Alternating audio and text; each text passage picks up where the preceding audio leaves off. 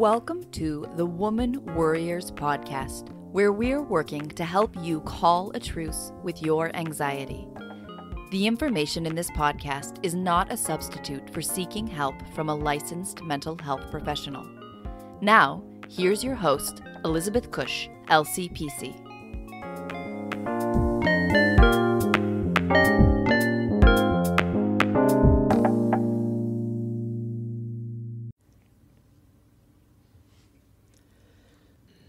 Welcome back to the Woman Worriers podcast. Today I am recording from my home, so it's a little bit different space because, one, I'm in my home and not in my office. So you might hear my little doggy walking around. I'm hoping he's not going to start barking madly at the postman or somebody knocking at the door. Before we get started, I wanted to give a shout out to a couple of podcasters and podcasts. The first one is called Hypnotize Me. You can find it at hypnotizeme.com. Dr. Elizabeth Bonnet talks about hypnosis, transformation, and healing, and she offers some hypnosis episodes where you actually get to be hypnotized by her. She's got an amazing voice and fun to listen to. She was on the podcast a little while ago, and so you can check out her episode as well here on Woman Worriers. The second podcast is called Emotions in Harmony with Carmen Roman. She has both Spanish and English language episodes, which is really amazing. And she talks about living in emotional harmony on her podcast. So check out those two podcasts if you're looking for something new to tune into. I'll be taking a break next week. I am going on vacation and looking forward to having some time off, and I don't want to pressure myself into trying to get an episode out while I'm away because not really sure what the internet connection will be like, but also it's just nice to take a break sometime. So I will see you back here in 2 weeks. Thanks for being with me today, because today I'm going to be talking about self-compassion. I presented on the topic about 2 weeks ago here in Annapolis for an Ignite event. So if you haven't heard of Ignite events, they're like TED Talks, except they're only 5 minutes long. So you have 5 minutes to present on a topic of your choice. I was honored to be picked to present on self-compassion. So you have 5 minutes, you have 20 slides, and the slides automatically advance every 15 seconds. So it takes some timing and preparation to get the talk down, but, to really have it so it flows with the slides. And being an introvert, having a little bit of anxiety about it, definitely brought up a lot of stuff for me. And I was pretty proud of myself for standing in front of 500 people and giving this presentation. When I got up on stage after the first slide, second slide maybe, I realized that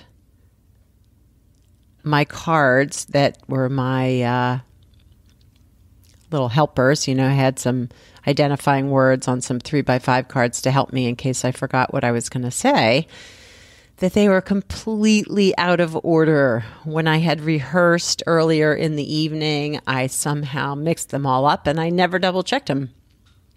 The top card was right, so I was confident that they were all in order. And so you'll hear me utter an expletive right at the beginning because I'm going to include the presentation later in this podcast. But so you'll hear me say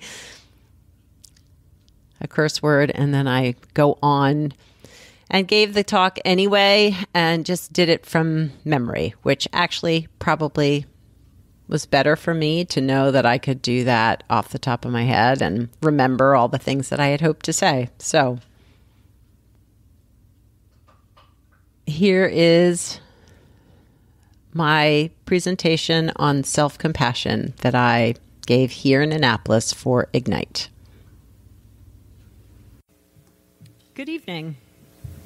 I'm Elizabeth Cush, and tonight I'm talking about Be Your Own BFF, loving yourself and others, pimples and all. I'm a therapist, blogger, and podcaster here in Annapolis, and tonight I'm talking about self-compassion and why it's so important. I am an introvert and have struggled with anxiety for most of my life, so you can imagine how presenting here tonight has made me feel. Oh, shit. So when I started my business years ago, my anxiety kicked into overdrive and my inner critical demons made me crazy with self-doubt. What might you say to someone who is struggling with the same thing? Here's what I was saying to myself. Who do you think you are? You don't know anything about business or marketing. You're probably going to fail. Pretty harsh, right? Fortunately, I had friends and colleagues who introduced me to the concept of self-compassion. I bought books, I listened to CDs, I watched videos, and I practiced. And you know what? It helped to reduce my anxiety and stress. But not only that, it made me more compassionate towards others who were struggling. I began to see how my clients' self-doubts, self-judgments, and harsh inner critical thoughts were feeding their anxious and depressed feelings. So now, I advocate for more self-compassion and less self-criticism because it can change our relationship with ourselves and with others. So what is self-compassion? It's not self-esteem, which relies on competition and one-upmanship, creating feelings of disconnection from family, friends, coworkers, and teammates. Instead, self-compassion allows that we all have strengths, and your strengths don't diminish mine. For me to feel good about me, I don't have to feel badly about you.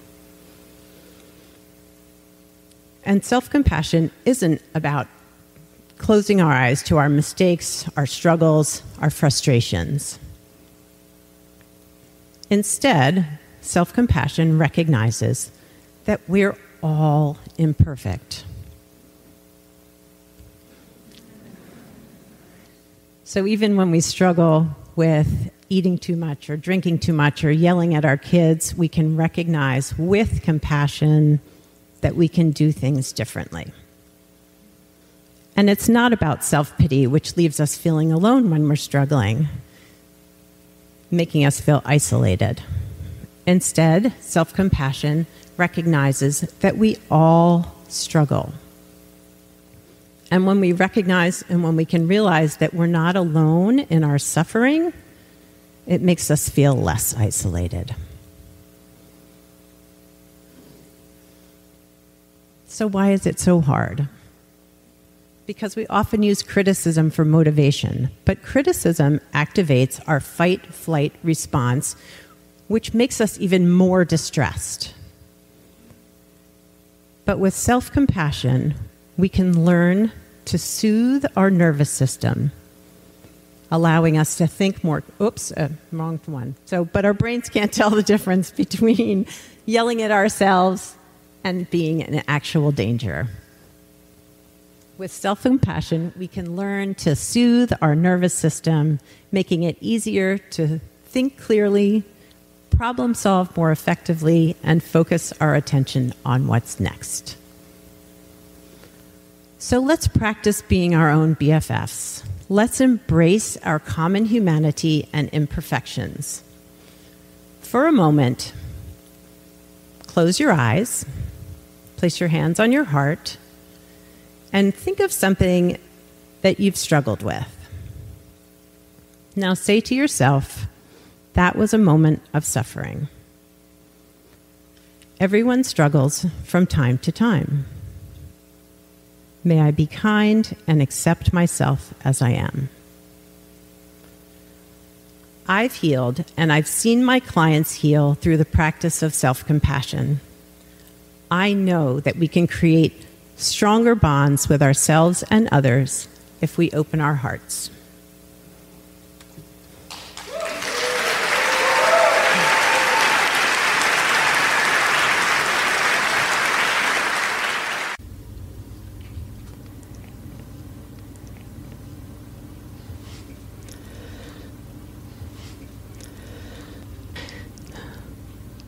So it was a pretty vulnerable moment. It was pretty hard being up there on stage. But again, as I said, I'm super glad I did it. I got a lot of great feedback from the audience and from friends. And it is something I can chalk up to putting myself out there in a way that felt uncomfortable, but that I was very proud of later. Shortly after that presentation, I went on a week-long intensive mindful self-compassion retreat.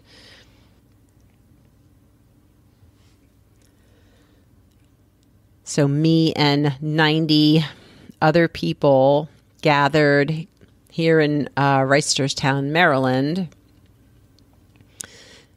with both Kristen Neff, who is the author of the book Self-Compassion, and Chris Germer, who is also another author on self-compassion. Both of them have done some research and do an extensive writing about self-compassion and how we can bring it into our lives. They were the presenters, and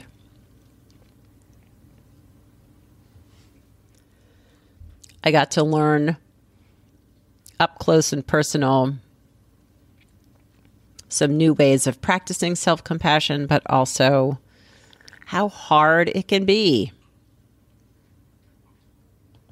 So in my Ignite presentation, I talk about what self-compassion isn't. But what self-compassion is, the practice of self-compassion has three main tenets: mindfulness, common humanity, and self-kindness. Mindfulness allows us to be aware of the present moment and what we're thinking, feeling, and believing about ourselves at that time. Common humanity helps us to recognize that we don't suffer alone, that everyone struggles because we're human. And being human involves experiencing emotional and physical pain from time to time. Self-kindness encourages us to be kind to ourselves when we're suffering or struggling, to treat ourselves with the same kindness we would offer to a friend. I learned a lot on the retreat, and one of the main points that I came away with, that there are still times for me that it's really, really hard to believe that self-compassionate voice, that part of me that wants to have compassion for where I am and be kind to myself in those moments. I definitely came up against some resistance. There were moments where I struggled to stay present within the meditations. And there were times when I could tell I truly was not identifying with that compassionate voice. Even though I was saying the compassionate phrases towards myself, there was a part of me that felt like maybe I didn't deserve it. Maybe I just didn't believe it.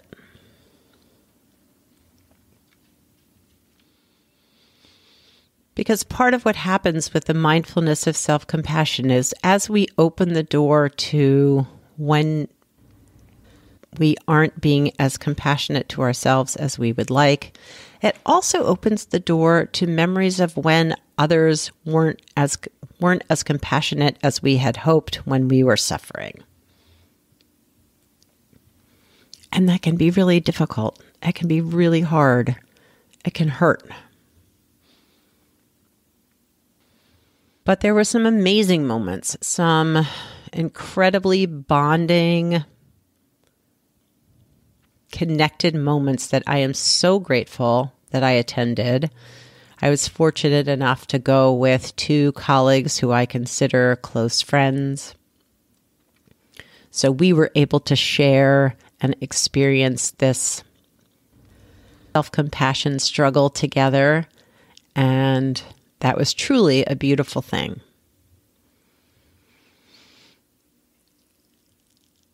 Some of the other things I took away from the conference were oftentimes compassion feels more deserved when I'm offering it to others than when I'm offering it to myself. I also learned that there are 2 kinds of self-compassion.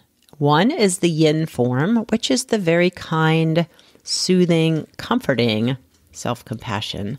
But then the yang form is the more fierce, protective, and motivated toward change part of self-compassion.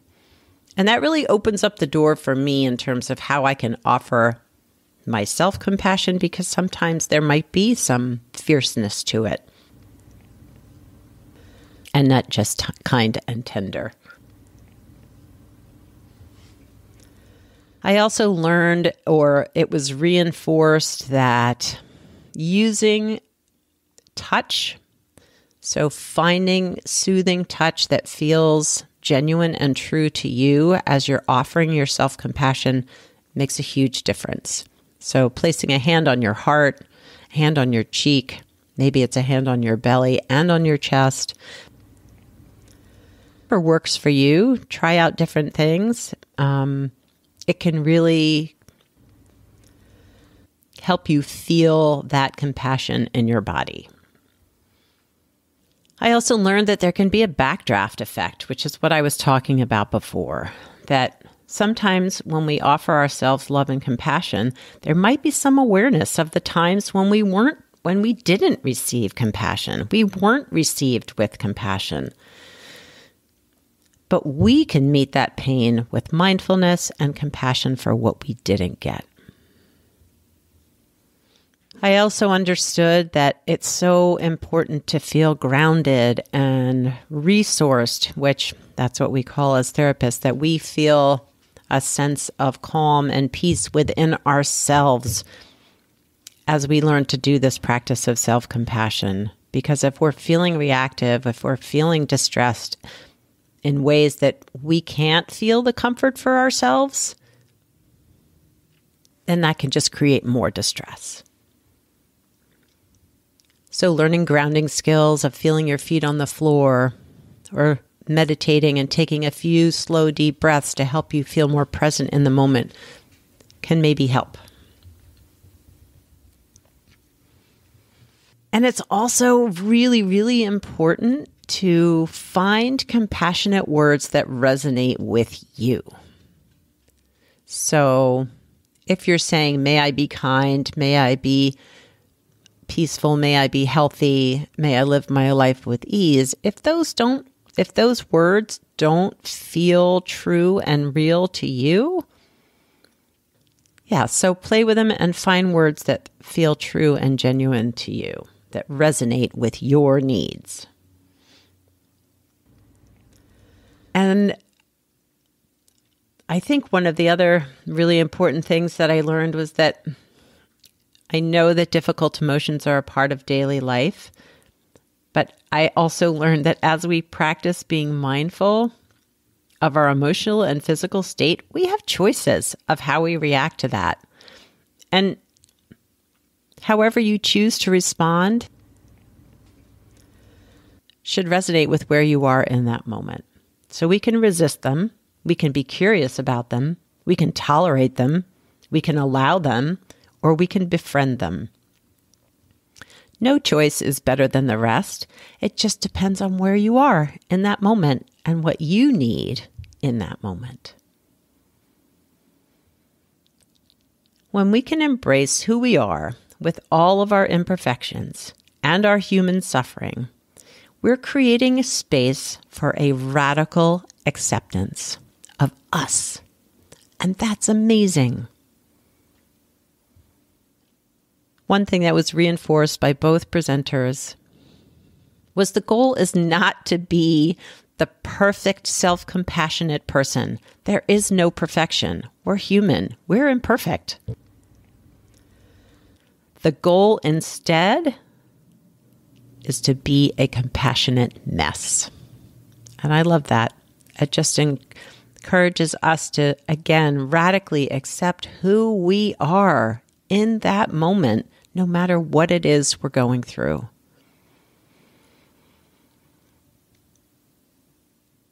Well, I hope you enjoyed this. If you want more resources on self-compassion, I will provide them in the show notes. There's an amazing workbook. There is all kinds of books you can read, and I will definitely give you a resource list for those as well. So I will close this podcast with a self-compassion meditation. This meditation is called affectionate breathing. And it trains the mind to be more focused and calm.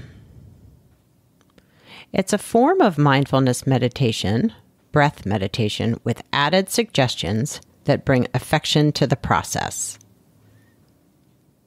So as with all meditations, if at any time you're feeling uncomfortable or in distress, you can always open your eyes or stop the meditation, take a few deep breaths, ground yourself by noticing what's happening there in the room or being more present with your senses, or really you can tune into your feet as a grounding mechanism, moving your feet, really feeling them on the ground and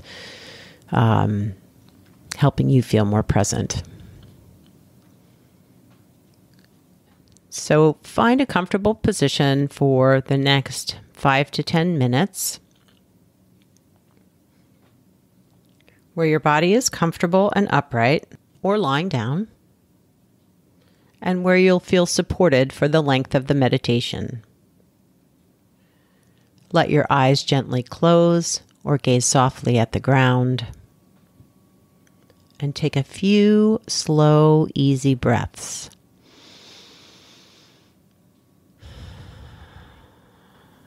Trying to release any unnecessary tension in the body as you exhale.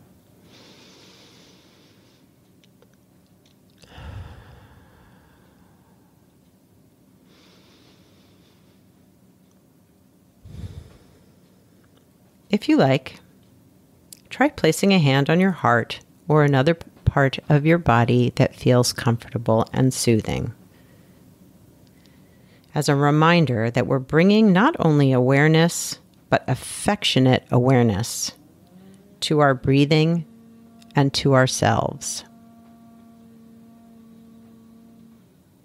You can leave your hand there or put it back down at any time.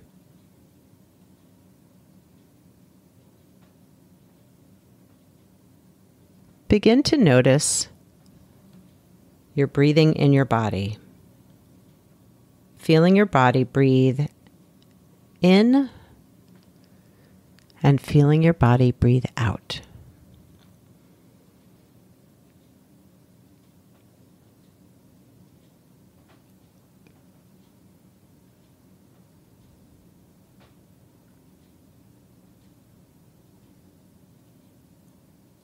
Notice how your body is nourished on the in-breath and relaxes on the out-breath.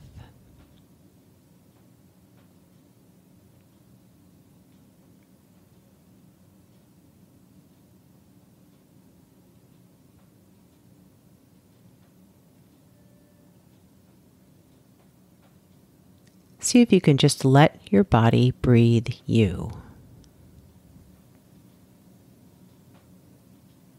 There's nothing you need to do.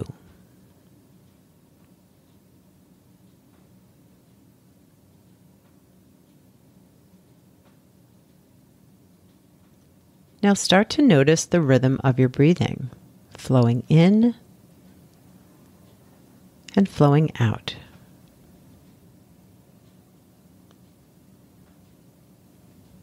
take some time to feel the natural rhythm of your breathing.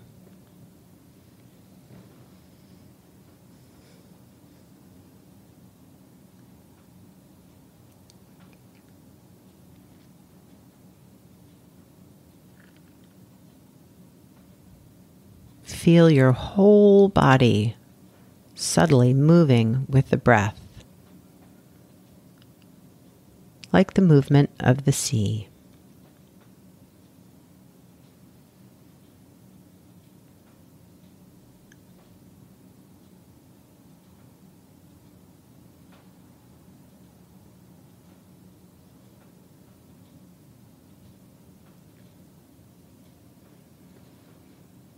Your mind will naturally wander like a curious child or a little puppy. When that happens, just gently return to the rhythm of your breathing.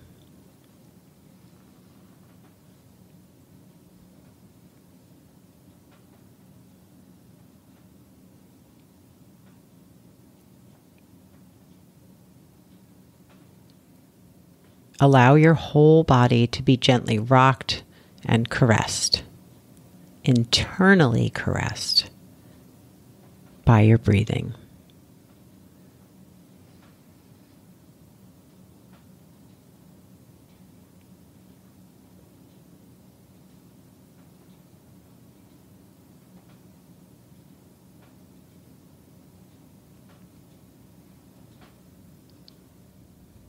If it feels right, you can give yourself over to your breathing, letting your breathing be all there is. Just breathing. Being breathing.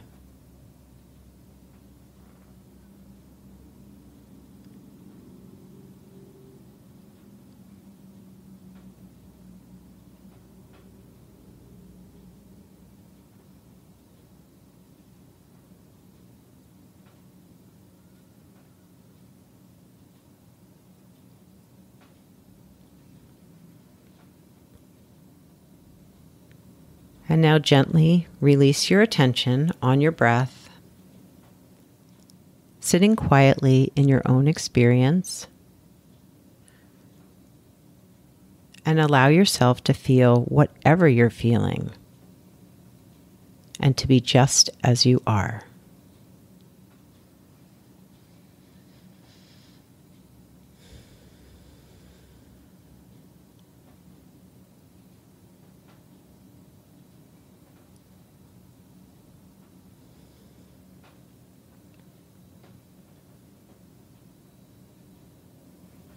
And when you're ready, slowly, gently open your eyes or gaze about the room if you had your eyes open,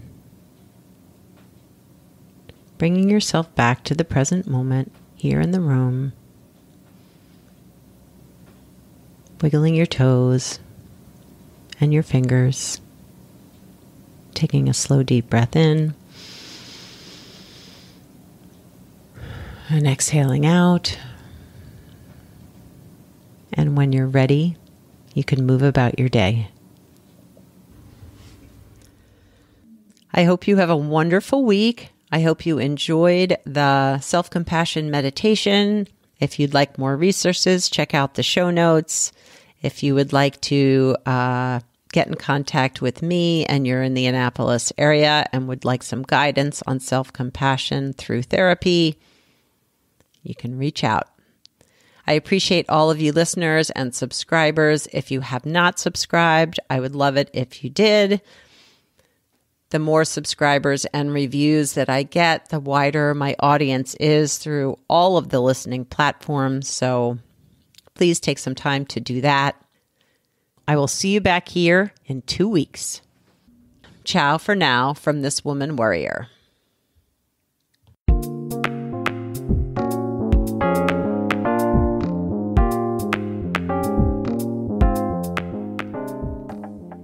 Thanks for listening and subscribing to the Woman Worriers podcast. Music was written and performed by Andy Cush. If you'd like more information on this episode, you can find the show notes, the resources shared today, and links to the guests' profiles at womanwarriors.com.